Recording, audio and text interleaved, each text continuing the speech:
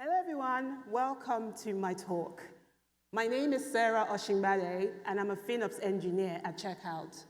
And I'm going to talk to you today about a major cultural shift that we had at Checkout that helped us go from policing costs to partnering with teams to drive technology value. For some context, Checkout is a global hyperscaler enabling digital payments for major brands like Uber, Spotify, and Pinterest. Just to look at the scale of Checkout, we exceeded 300 billion in transaction volume in 2025, and that's actually a 64% growth year on year. Cloud infrastructure actually drives our fintech agility and innovation, and is extremely important to us. And our mission is actually to maximize value for every transaction that we process. So we actually had a fundamental mission change at Checkout. So the previous default was that value was based on revenue and market expansion. It was mostly focused on growth at all costs, and cost efficiency was secondary to growth.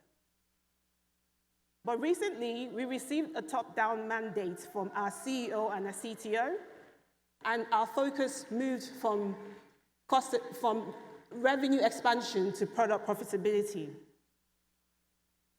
Therefore, we had to have a mission change. So we transitioned from operational efficiency to sustainable profitability as the key way for us to manage our cost at Checkout. So I'm going to take you through our FinOps team and our persona map, because we had to have a change of our structure to be able to work with this new mandate. So before, we had multiple teams working in silos,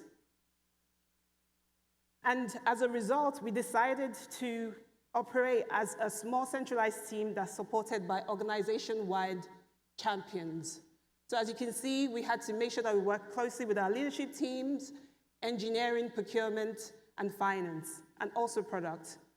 But then we also worked with other teams like sustainability and ITSM and ITFM.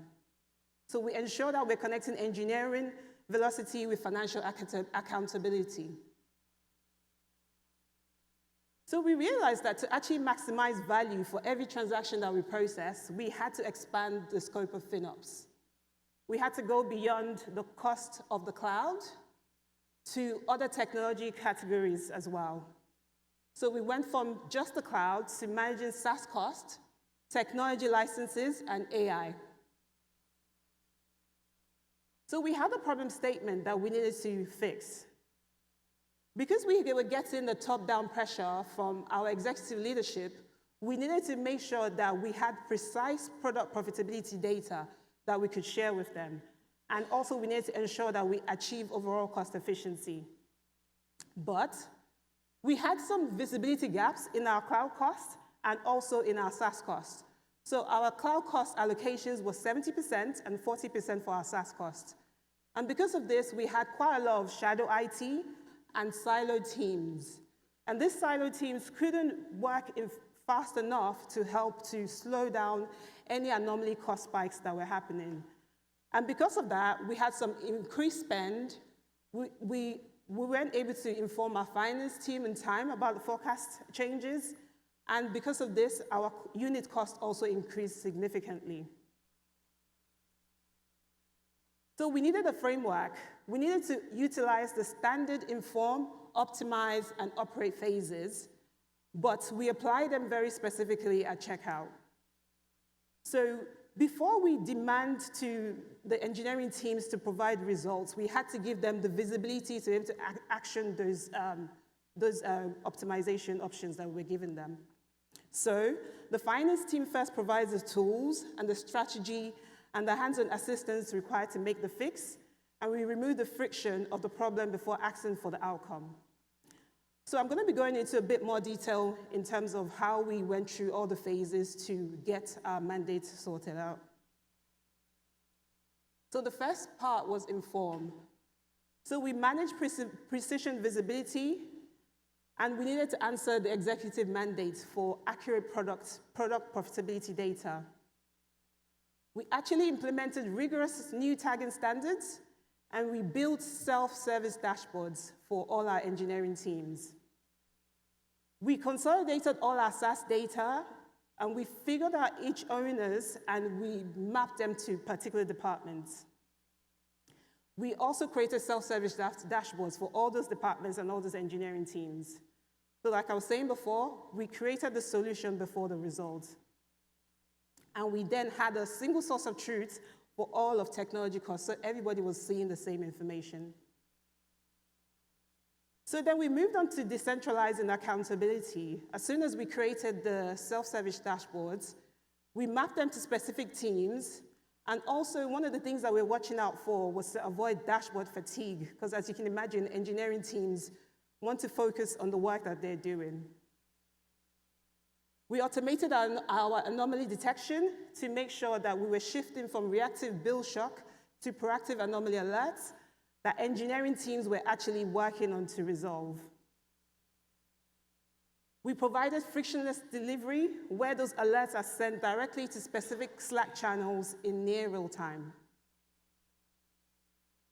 So the results were immediate. As a result of showing all this information in one place, we had engineering teams questioning what was coming into their Slack channels and asking for corrections. Therefore, we were able to improve our cloud allocation. We went from 70% to 96% accuracy in allocation. For our SaaS allocation, we went from 40% to 90% accuracy. The impact meant that we were able to attribute 95% of our total tech costs to teams and also to products. The remaining 5% we reallocated as shared costs. We were able to achieve visibility of our product profitability, and we're able to share that data with our executive team to enable the executive-led decisions. And this chart is just showing you how the improvement happened. So we then decided to move on to the optimize phase, where we aggressively targeted discounted usage, decommissioning legacy platforms. Crucially, we just didn't tell the engineers to do this. We actually helped them to write business cases that helps them to justify work to stop work. We also partnered with the procurement and ITAM team to untangle SaaS and to retire redundant software. They also helped us to figure out who the functional owners of the soft SaaS tools were, and then we were able to cancel some SaaS tools that we weren't actually using. Because of that, we were able to turn vague overhead into precise ownership. So, I'm going to do a deep dive on the workload and how we helped to reduce costs on that side. We did a database modernization where we drove server deprecation, and we aggressively right-sized our instances. We looked into our data on storage, and we implemented strict bucket lifecycles and significantly reduced our index logs. For our network efficiency, we aggressively tackled network costs like NAT gateway costs. And we eliminated costs by prioritizing version upgrades for extended support for products like RDS and Elasticache. On the SaaS side of things, we decided to implement a SaaS renewal process over 120 days to give the SaaS budget and the functional owners the opportunity to review user utilization rates, and then they will check to see what tiers they're using, and they come back to us, and we pass the information to the procurement team. What this means is that the procurement team is able to then negotiate better rates or cancel the contract if it's not needed anymore. And then one thing that we also did is that we aggressively monitored our cost efficiency rates in AWS. So as AWS mentioned yesterday at the keynote, the current rate of cost efficiency is around 83%, but we were able to achieve 93%, and we monitor it quite closely to ensure that we stick to that point. Ultimately, our success is measured by our core metric, which is cost per transaction. And through all these optimization efforts, we successfully reduced our unit costs. But before we did that, we optimized our workloads and our commitments to achieve 35% savings. We saved millions by reducing our usage and also by the rates that we're paying for that usage. And we achieved significant cost avoidance. And ultimately, we successfully halted our cost growth. As a result of that, we were able to reduce our unit cost by 24%. And this matters particularly to checkout because as this profitability scales for us, if checkout surpasses this 300 billion in volume in 2026, it ensures that we keep our profitability rates at same or even a better higher percentage. So moving on to operate, we have a cultural partnership and ownership with our engineering teams. To me, I feel FinOps must be a strategic partner, not a blocker. And one thing that we did is that we transitioned from a policing body to a resource provider. Our goal is to actively assist teams and reduce red tape, not add to it. We look at scaling value, and we know that the only way to scale our FinOps is by driving the ownership down to the engineering teams, who we can then speak to about optimizations and any other things that we need to deal with. And one of the things that I find the most important is that we always celebrate our wins. We make it a priority to celebrate any optimization victories, and we turn into a shared, visible win. So, on the operate phase, I feel like education and enablement is very important. One of the things that we did was that we delivered foundational knowledge of a FinOps training program to all the engineering teams. And as soon as the engineering teams did the training, they decided to ask other stakeholders to do the training also. Therefore, the training was then applied to the entire company. It was done 100%, which really surprised me because I didn't think they'll be interested in that. One of the things that we do very well is gamification, and we ran an interactive FinOps quiz at the Tech Summit to all the engineering and product teams, where they got very competitive because they wanted to say exactly what the cost of the cloud was. One of the things that we also did was a shift left mentality, where we sit down with the teams and help them to calculate new feature costs to ensure that they're optimized before they even build any new product features. And then to protect the engineering time from ad hoc distractions, we established a FinOps calendar.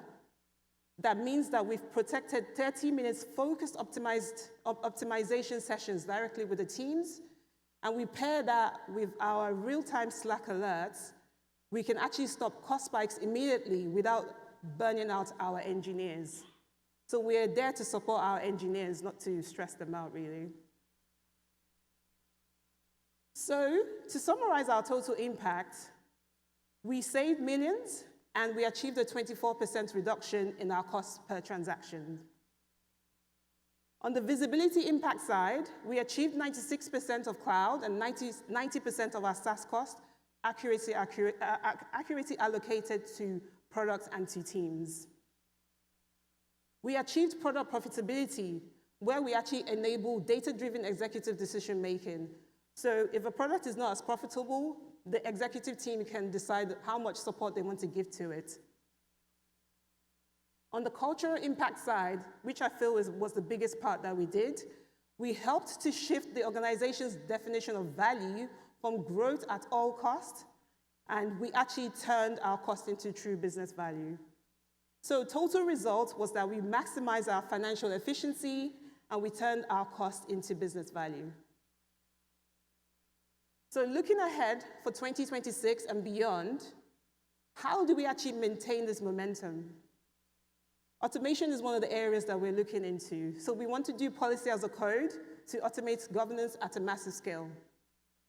We will continuously refine what we're doing with our teams, and we'll make sure we keep optimizing other technology categories like AI costs that's exploding at the moment and other software licenses. So I want to leave you with a few steps for your own organizations. Firstly, audit. Identify all the vague overheads in your SaaS or your cloud cost spend to figure out any optimizations that needs to happen. Empower. Build business cases to support your engineering teams in decommissioning legacy tech, particularly if they're having to have conversations with the product teams and senior leads about building new products. They want to decommission legacy tech, and if you work with them, they're able to convince them to be able to do that. Implement a routine, like a FinOps calendar, to protect engineers' time when while maintaining focus for them. And always celebrate. Turn every optimization into a highly visible shared victory. That is all. Thank you so much.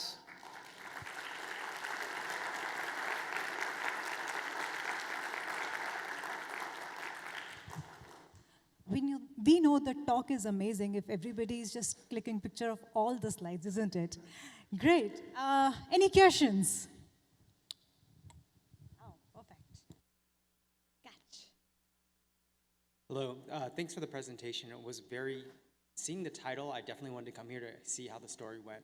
The question I have is that engineering tends to be incentivized to build new things in general. Yes. And it's very difficult to go back and have them go through legacy. So was there like a top-down mandate that enabled to get higher levels of engagement, or did you guys just get this organically? Like, how did that work? Yeah, it was a combination of both. Thank you for that question. That's a very good question. It was a combination of both, where I did a presentation to the executive leadership team about the cost impact of our legacy platforms and how it was slowing our performance as well, and how expensive they were to maintain, to actually help to push down to the engineering team.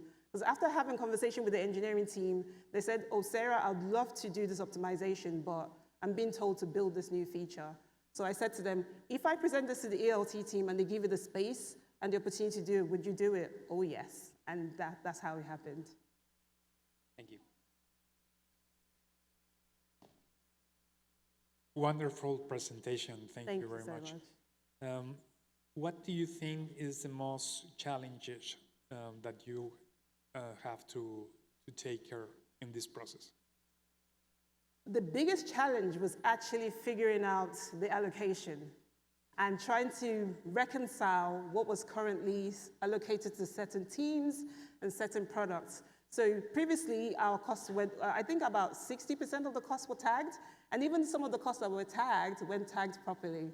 And teams had changed as well, so we had to do this whole reconciliation process. For me, that was the most difficult part. But as soon as we had the visibility, we were able to carry on with the work that we needed to do.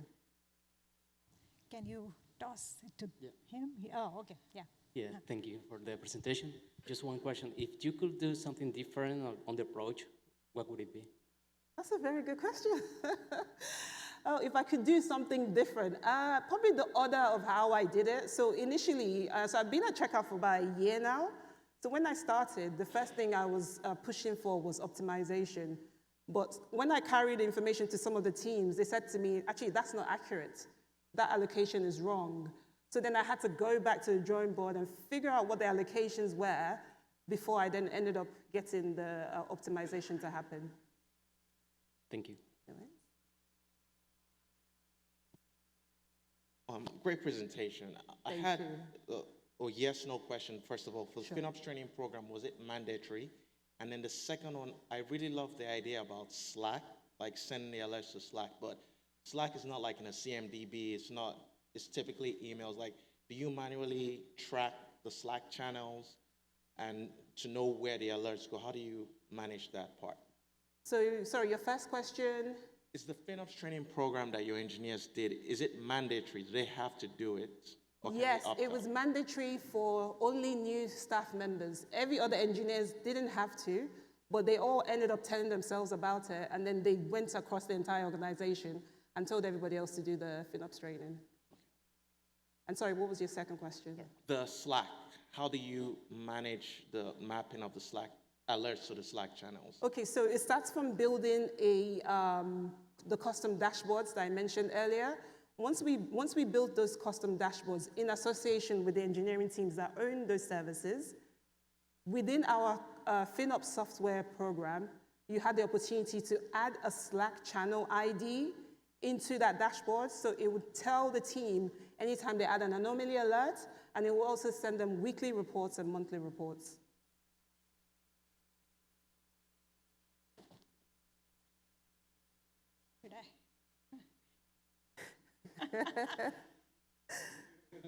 Thank you. Lovely presentation, Sarah. Thank you. What would you say was the maturity level of the company before you joined, and contrast to what it is at the moment? And then I'll ask the second one. Okay, so the maturity of the company before I joined was, I wouldn't say what the actual maturity is, but if I just give an idea of what was happening previously. So you had a team who is based in Mauritius who would send a message to the particular team that had the anomaly and tell them, you're spending too much money, stop everything you're doing right now and go optimize. And the teams never wanted to hear that. So they sort of either ignore it and they'd get pulled in to do the work. That was the style of working before. They didn't have regular reporting, which they do now. And yeah, that's the maturity levels. And talking about sponsorship, how important was higher C-suite sponsorship for what you were able to achieve at Checkout? Extremely important. So because I wasn't getting my objectives fulfilled by the engineering team not optimizing, I decided to go all the way to the top to say, look here, here's a total amount of cost that we're hemorrhaging right now that we could easily cut away once we optimize. And being able to show the ELT, the business value of decommissioning legacy platforms, once they saw the money, they were like, no, stop everything, we're going to optimize. Thank you so much. You're welcome.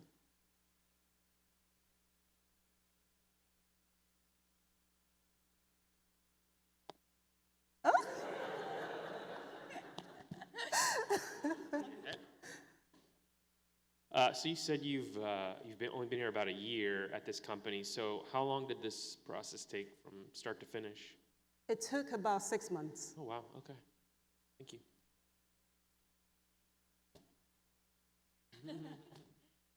Sarah, excellent job. This is a great presentation. Thank you so Can you much. tell me a little bit more about your FinOps calendar? That's of interest to me. Like one thing we do is we do shutdowns on nights, weekends, and holidays. So when Yes. holidays come up, we sort of let teams know beforehand. Is that what you mean by calendar, or is it something different? No, it's not. It's, am I allowed to skip back so I can show what it looks like?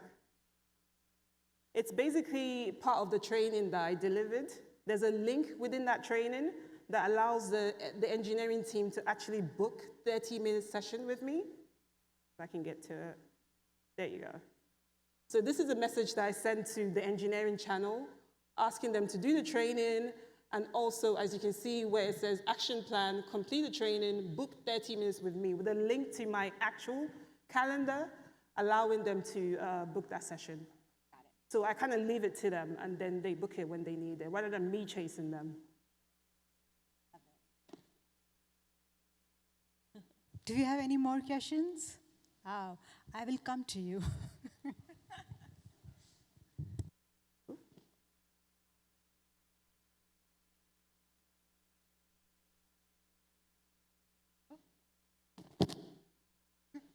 Yeah, hello. Did you develop your training in-house or go with a third-party provider?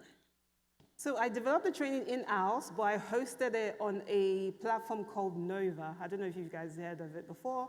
I used a bit of AI to record the script behind the training with a PowerPoint presentation, and basically that generated the training session for me, and then hosted it on Nova. Awesome, thank you. No worries. Any more questions? Oh, we have two. Great. Here you go. Thanks for the presentation. It was really nice to see. My question is, you say you support the feature requests. How can I imagine that? Because that steals a lot of time. We do also the consultancy sessions. Is it like the engineering team has already a clear architecture in mind, and then you do like checking the pricing calculator in the clouds, or how can I imagine a session that you support that from a FinOps team perspective? So basically what I'm trying to do is just advising on what cheaper instances to use. And we have so before a feature is built, there's an architectural team who's reviewing. And part of that process is where we ask them to definitely look at what the cost is. And then we support them in figuring out what they are, because whatever they're looking at is not the discounted cost either. So we make sure it's a discounted cost. Thank you. No worries.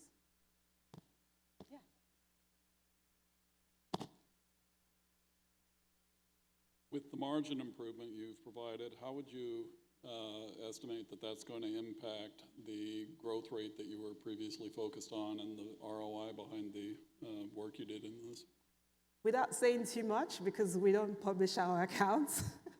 So previously, I believe it was growing at a 20% rate, almost on a month-by-month basis. So it was growing at a rate that we couldn't manage. And I'm talking about the unit cost, by the way. And check out, like I said, had grown 64% from the previous year. So if you do those numbers in your head, those are quite crazy. But by going from those amounts to a 24% drop, and at the moment, I would say it's actually like a 35% drop, because it was a while since I did this presentation. So we keep finding new optimization options on a daily basis, because I think the engineers have bitten a bug at the moment, so they get very excited about optimization.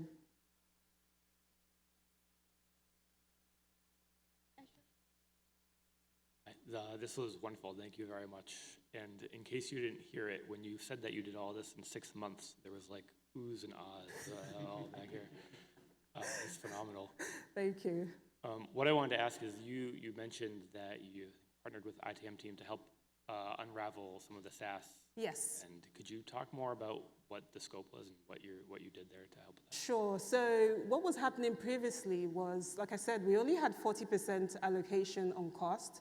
In terms of the finance team and their numbers, they just had a total number. They just pulled whatever they've paid in a month, and that was it. So if I go to them and ask them, can you give me the breakdown of what vendors make this amount? We were struggling to figure that out. So what I then did is I went into the procurement team and I asked them for an export of whatever procurement system that they were using at the time. And once I got that export, I then showed that to the finance team, and together we created a spreadsheet with a list of those vendors and figured out what the cost was on a monthly basis. And then we went to all the teams that we think owned those SaaS vendors and said, this is yours, by the way. And they go, oh, no, that's not mine. So because of that, we were able to figure out who owns all the SaaS vendors. And that's how that happened. Great. Thank you very much. No worries.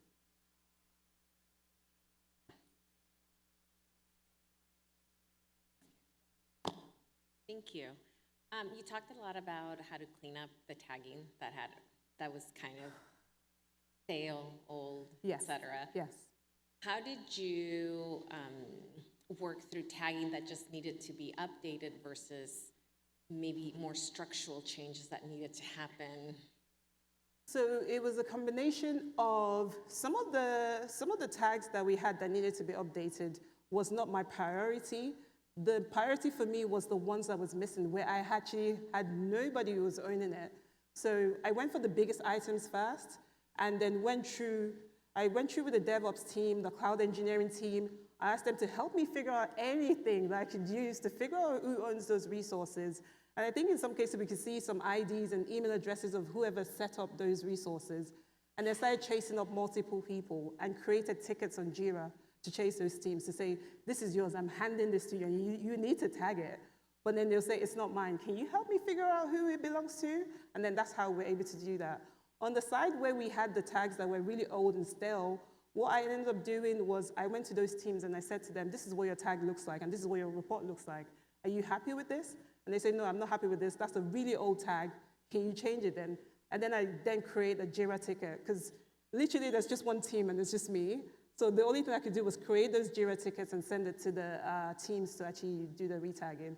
And they, for some strange reason, very excited to do that. I don't know why. Thank you. You're welcome. Hey everyone, producer Andrew here. Thanks for watching. Check out the rest of our channel for more FinOps content. Like, subscribe, and leave questions and comments for our speakers. We appreciate your support.